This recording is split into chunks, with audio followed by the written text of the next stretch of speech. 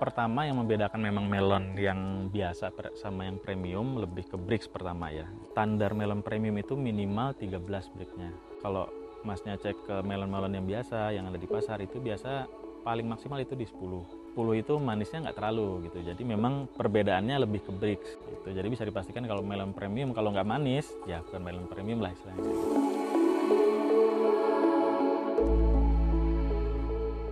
Bismillahirrahmanirrahim. Assalamualaikum warahmatullahi wabarakatuh. Nama saya Arif Sagran. Kita sekarang ada di Uni Java Farm. Kita lokasinya ada di Desa Pencarsari, Rejodani. Ini kapasitasnya sekitar 2.500 tanaman. Secara luasan kurang lebih ada 800 meter. Ini yang kita tanam sekarang melon hidroponik gitu. Untuk saat ini varietasnya kita sedang tanam Golden Emerald atau Intanon. Dulu sebenarnya kita nggak ada niat terjun ke dunia permelonan lah, bisa dibilang seperti itu gitu. Dulu tuh kita sebenarnya malah mau terjunnya di bisnis ekspor sebenarnya gitu. Di bisnis ekspor kita mau ekspor turunan kelapa sebenarnya. Waktu itu kita mau bikin PT namanya Uni Java. Jadi memang saya gabung sama kakak ipar saya untuk bisnis ini. Nah, jadi karena berdua kita nyebutnya Uni gitu. Nah, karena di Jawa makanya kita sebutnya Java, jadi digabung jadi Uni Java. Awalnya itu buat nama PT itu ekspor. Kita rencana waktu itu mau ekspor briket kan gitu. Nah waktu itu briket ada bermasalah. Waktu itu kebetulan saya lagi cari-cari supplier briket lah. Ketemu sama salah satu supplier briket ada di Bantul. Dia juga ngobrol mengenai melon gitu. Jadi dia cerita-cerita banyak sekali mengenai melon premium inilah gitu. Nah dari situ kita tertarik gitu. Kita tertarik. Nah karena waktu itu regulasi untuk briket lagi bermasalah karena waktu itu ada yang terbakar lah briket segala macam, jadi sempet susah tuh. Akhirnya kita langsung banting setir, udahlah kita coba main ke melon, kayaknya menarik ya informasi dari bapak itu.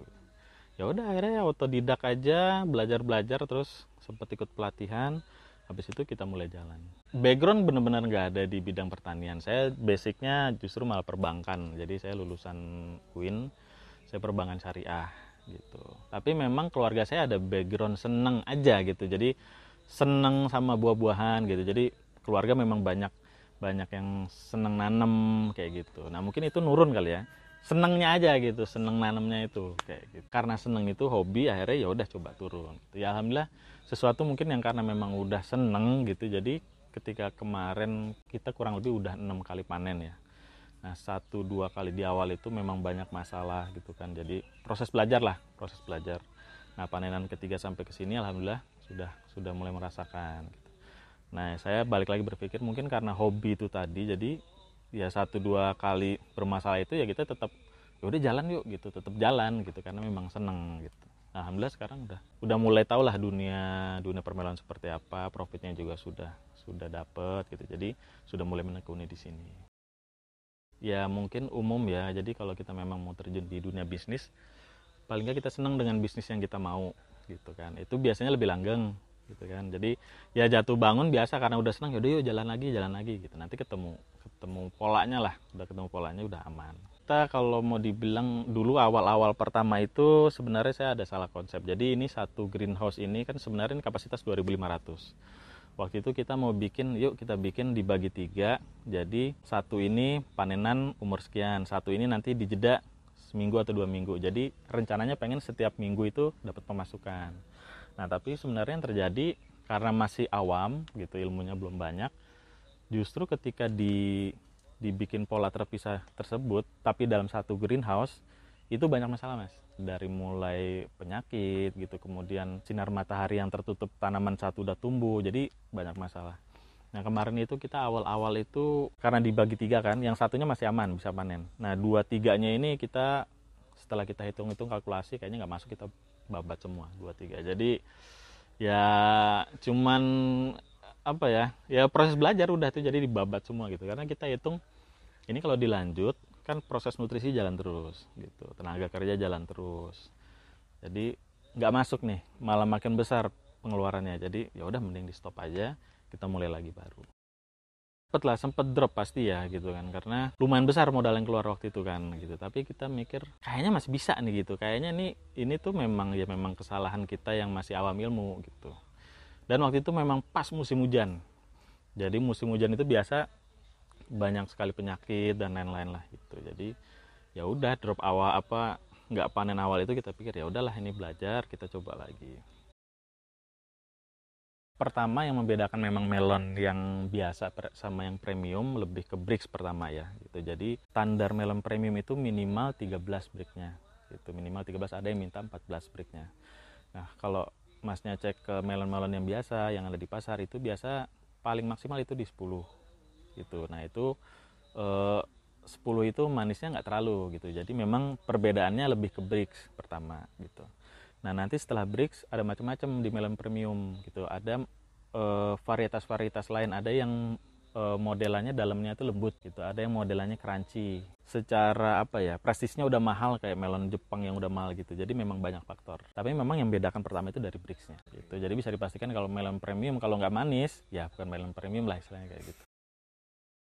Melon ini kan apa ya, makhluk hidup lah ya mas gitu. Ini mungkin salah satunya kita pasang juga murotal gitu. Jadi kita perpadukan lah gitu sains sama apa ilmu pertanian ini. Jadi kita baca-baca literaturnya memang kalau tanaman ini kan dia merespon energi positif sebenarnya gitu. Nah energi positif itu bisa murotal, bisa lagu-lagu yang nuansanya tenang gitu. Nah itu mempercepat pertumbuhan tanaman.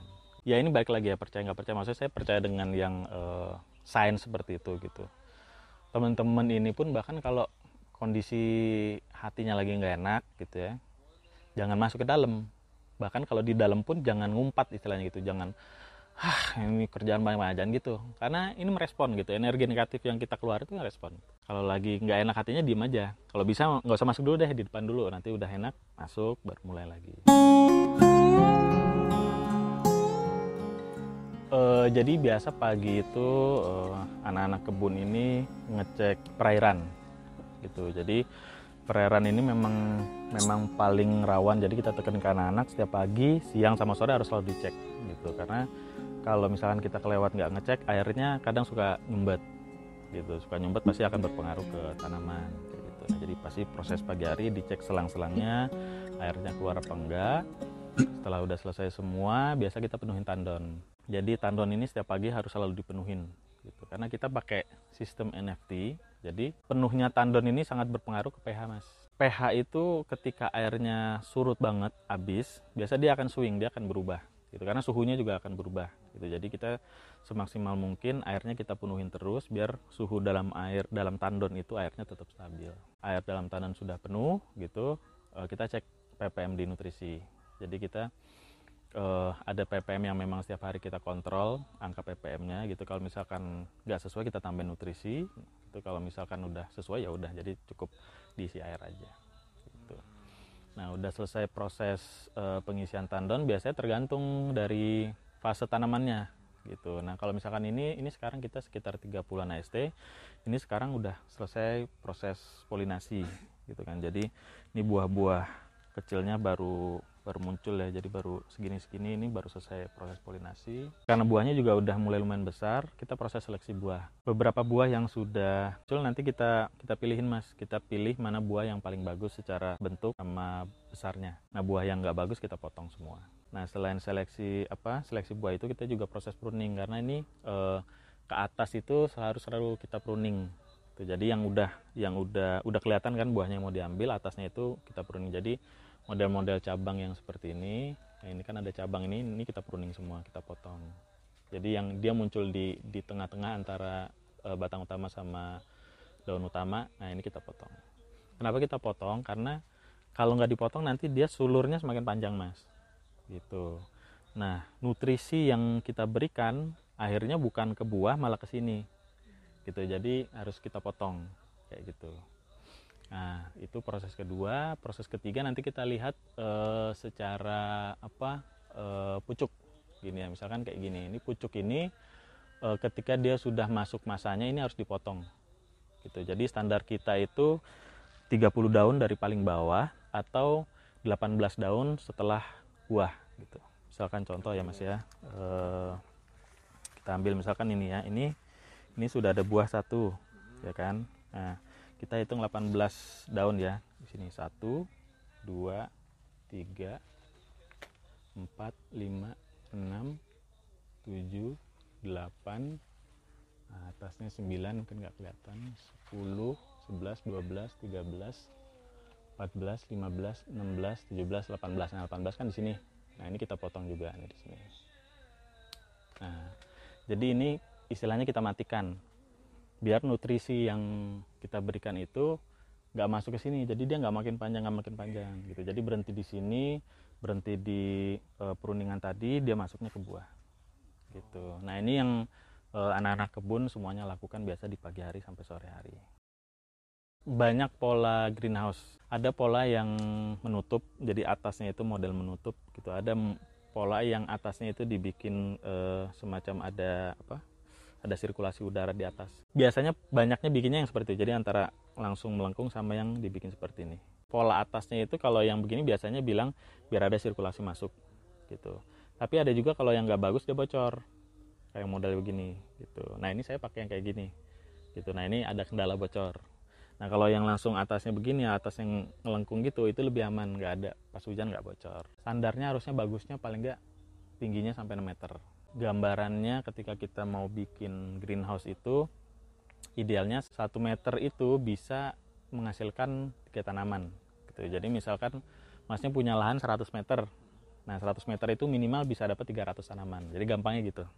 Jadi ketika bikin greenhouse sekitar 100 meter itu bisa dapat 300 tanaman. Ini bibitnya kita masih impor gitu. Ini bibitnya impor dari Belanda. Banyak kok yang jual di marketplace ada gitu. Terus rekanan kita yang jual juga ada. Satu pack itu isi 1000.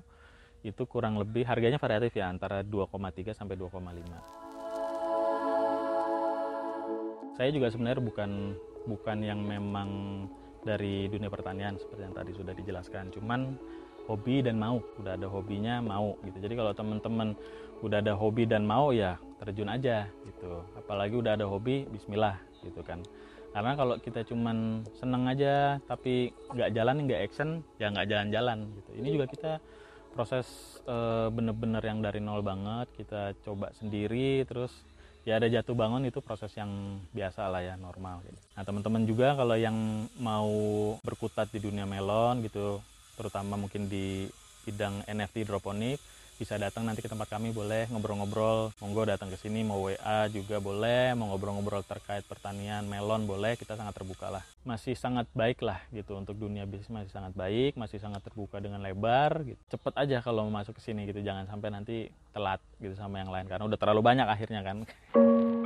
Nah, harapannya buat sesama petani melon ya mudah-mudahan dunia pertanian ini selalu baik-baik saja lah kayak gitu, dan mendapat support dari pemerintah yang cukup baik.